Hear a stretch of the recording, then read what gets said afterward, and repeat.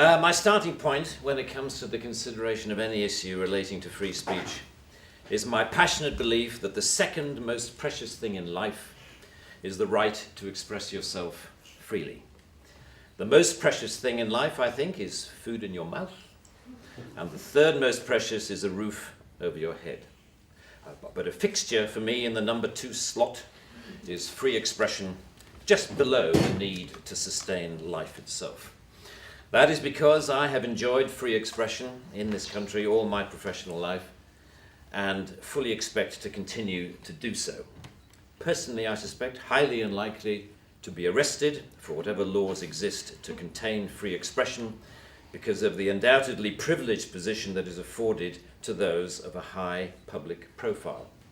So my concerns are less for myself and more for those more vulnerable because of their lower profile. Like the man arrested in Oxford for calling a police horse gay, or the teenager arrested for calling the Church of Scientology a cult, or the cafe owner arrested for displaying passages from the Bible on a TV screen.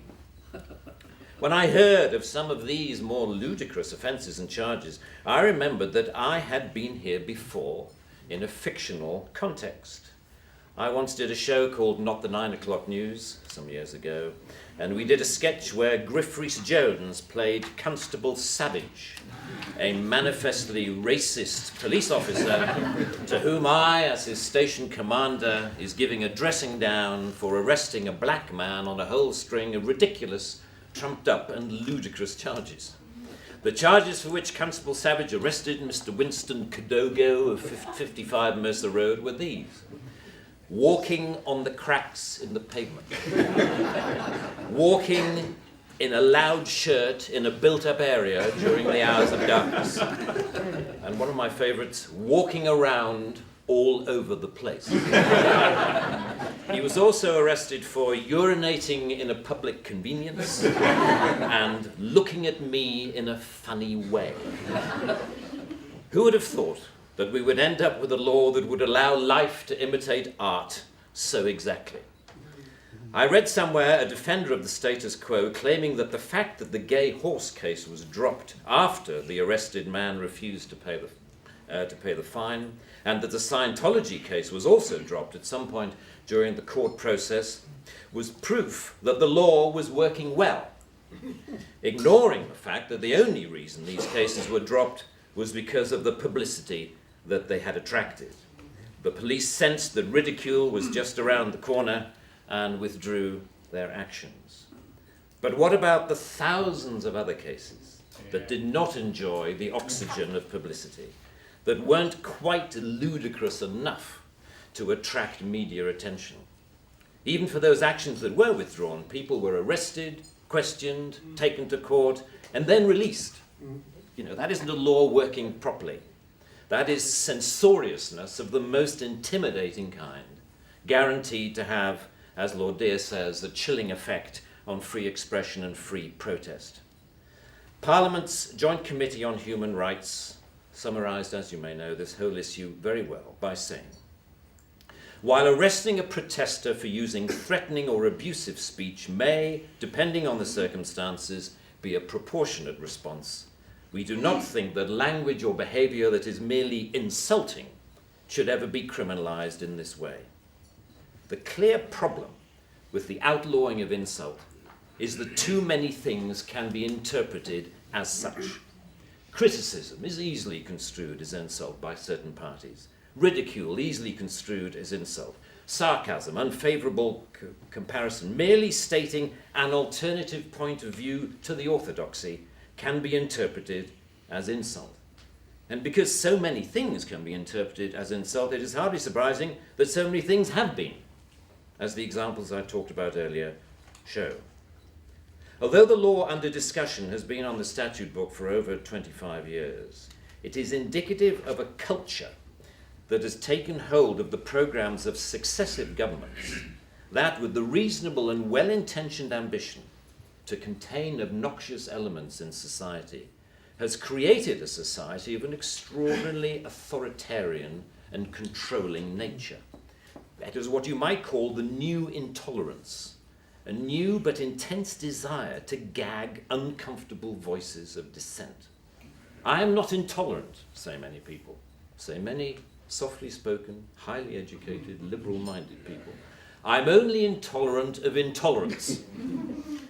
And people tend to nod sagely and say, oh yes, wise words, wise words. And yet if you think about this supposedly inarguable statement for longer than 5 seconds, you realize that all it is advocating is the replacement of one kind of intolerance with another, which to me doesn't represent any kind of progress at all. Underlying prejudices, injustices, or resentments are not addressed by arresting people. They are addressed by the issues being aired, argued, and dealt with, preferably outside the legal process. For me, the best way to increase society's resistance to insulting or offensive speech is to allow a lot more of it. As with childhood diseases, you can better resist those germs to which you have been exposed. We need to build our immunity to taking offense so that we can deal with the issues that perfectly justified criticism can raise. Our priority should be to deal with the message, not the messenger. As President Obama said in an address to the United Nations only a month or so ago, laudable efforts to restrict speech can become a tool to silence critics or oppress minorities. The strongest weapon against hateful speech is not repression, it is more speech. And that's the essence of my thesis, more speech. If we want a robust society, we need more robust dialogue, and that must include the right to insult or to offend. And even if, as Lord Dear says, the freedom to be inoffensive is no freedom at all. The repeal of this word in this clause will be only a small step, but it will, I hope, be a critical one in what should be a longer-term project to pause and slowly rewind a creeping culture of censoriousness. It is a small skirmish in the battle, in my opinion, to deal with what Sir Salman Rushdie refers to as the outrage industry.